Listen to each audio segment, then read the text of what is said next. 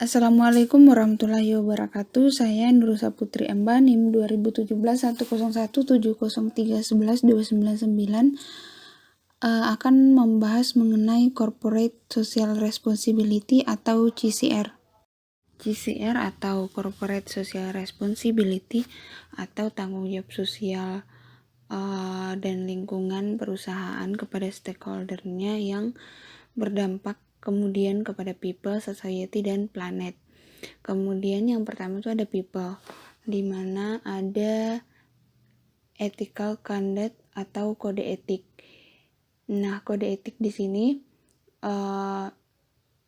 untuk membantu membangun kepercayaan jangka panjang hubungan dengan karyawan, pelanggan, pemasok, dan pemangku kepentingan di seluruh dunia. Kemudian ada 4 elemen penting dari kode etik ini, yaitu yang pertama, kode etik ini mendidik karyawan tentang pelanggaran hukum atau pelaku tidak etis yang mungkin digunakan secara salah untuk mengamankan bisnis tertentu. Yang kedua yaitu kebijakan anti korupsi yang memungkinkan karyawan dan mitra di seluruh dunia untuk melakukannya. Yang ketiga yaitu memberikan kontribusi politik, dan yang keempat yaitu menyediakan platform yang aman bagi karyawan untuk melaporkan kekhawatiran mengenai perilaku etis dan mendorong karyawan untuk melakukan itikat yang baik. Selanjutnya yaitu our people, menyangkut tentang pengembangan karyawan. Yang pertama itu ada fokus pada tim, di mana sebuah terobosan terbesar sebagai perusahaan datang dari tim yang terbaik. Kemudian yang kedua yaitu mengidentifikasi kekuatan individu, di mana perusahaan mengenali keragaman luar biasa dari masing-masing karyawan dan berkomitmen untuk membantu mereka memahami kekuatan mereka untuk bisa menjadi lebih baik. Dan yang ketiga yaitu menciptakan strategi mendengarkan baru serta menjauhkan dari proses survei tahunan untuk mendengarkan secara berkelanjutan melalui banyak cara, baik internal maupun eksternal.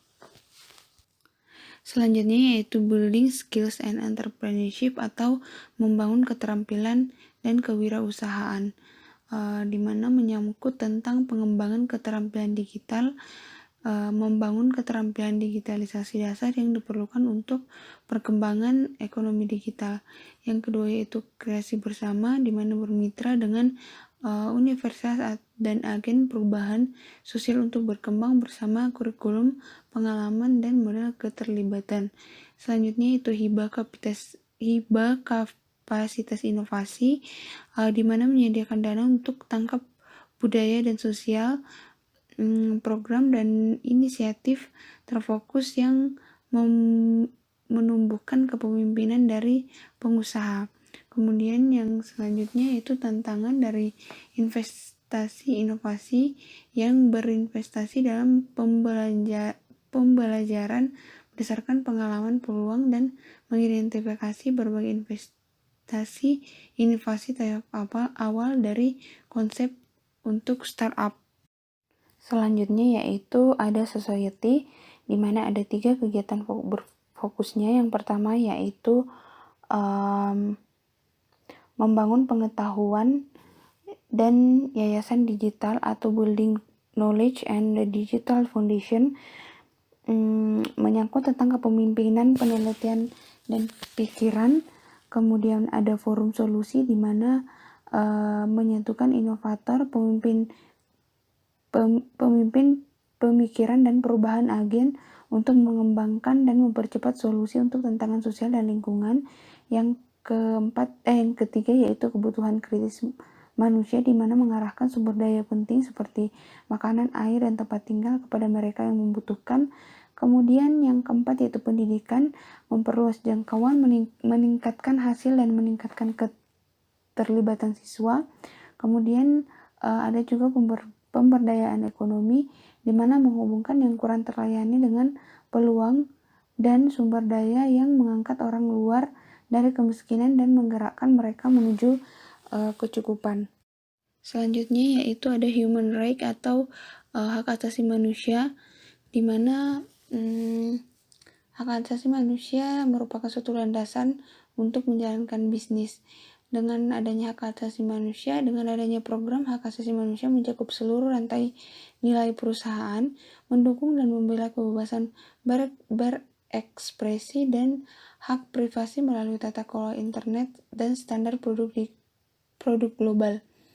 Kemudian menjadi seorang pengusaha inklusif yang menghargai keberagaman dan menghormati kondisi kerja, kesejahteraan, dan hak asasi pekerja di rantai pasokan. Hak asasi manusia ini pertama kali diterbitkan pada tahun 2012, di mana kelompok kerja hak asasi manusia termasuk pakar dari berbagai fungsi di seluruh bisnis, termasuk rantai pasokan, privasi, urusan pemerintah, strategi bisnis, inklusi dan kolaborasi, serta hubungan dengan investor. Selanjutnya yaitu responsible sourcing and manufacturing, itu menyangkut tentang yang pertama yaitu standar tenaga kerja rantai pasokan, yang kedua yaitu keberagaman pemasok, di mana basis pemasok yang lebih beragam memperluas peluang kemitraan dan menawarkan perpaduan yang lebih kaya antara keterampilan dan perspektif yang dibutuhkan. Kemudian selanjutnya yaitu sumber daya bahan baku yang lebih etis, dan yang selanjutnya yaitu program lingkungan rantai pasokan. Selanjutnya yaitu ada planet yang terdiri dari energy and greenhouse gas reduction atau energi dan gas rumah kaca serta produk end of life atau produk berakhir pada masa pakai. Selanjutnya yaitu governance and GCR priorities atau prioritas tata kelola dan GSR.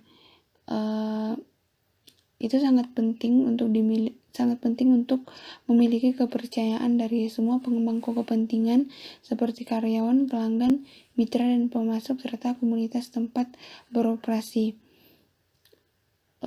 Struktur tata kelola yang kuat dan sebagai komitmen terhadap perilaku etis menjadi fondasi untuk mendapatkan kepercayaan tersebut.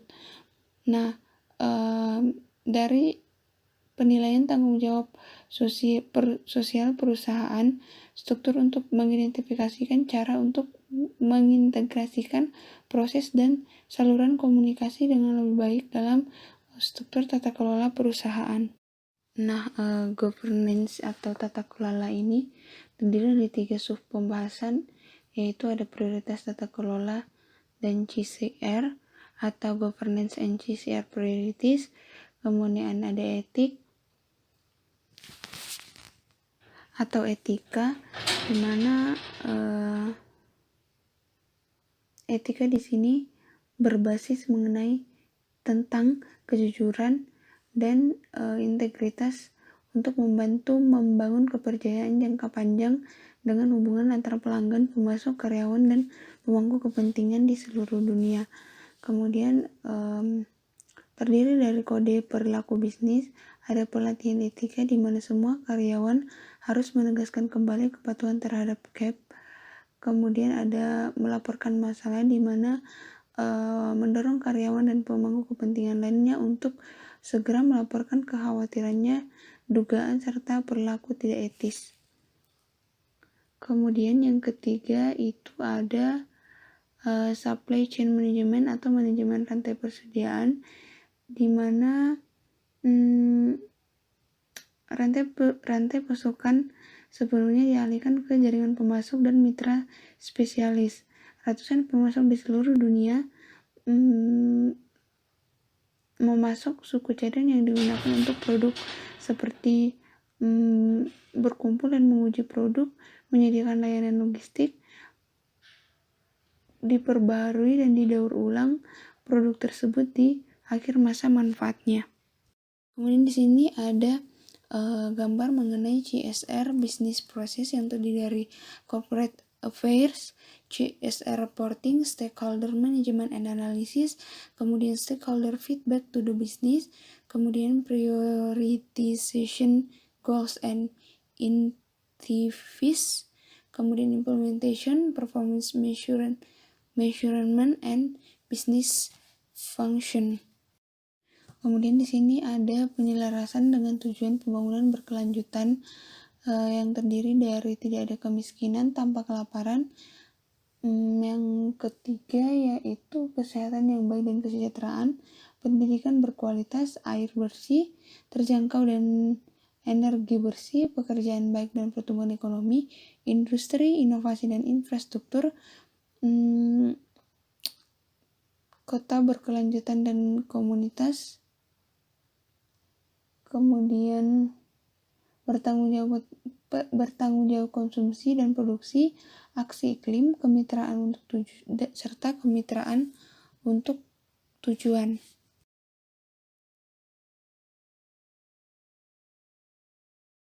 Selanjutnya yaitu masyarakat atau society, di mana melalui strategi CSR itu dapat mempercepat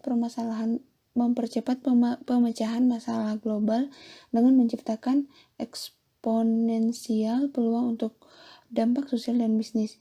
Ini dimulai dengan menarik dan mempertahankan yang terbaik, kemudian mengubah pengalaman karyawan sehingga karyawan dapat berkembang dengan cara yang bertanggung jawab dan etis. Kemudian seorang pemecah masalah global adalah orang yang dapat berinovasi, menggunakan teknologi dan kecerdasan data, membayangkan solusi baru untuk tantangan terbesar dunia. Kemudian mereka berinovasi sebagai ahli teknologi, berpikir sebagai pengusaha, bertindak sebagai agen perubahan sosial semua pemecahan global di sekitar perusahaan. Kemudian bukan hanya di sekitar perusahaan, tetapi di sekitar karyawan, pelanggan, mitra, serta yang berhubungan lainnya. Kemudian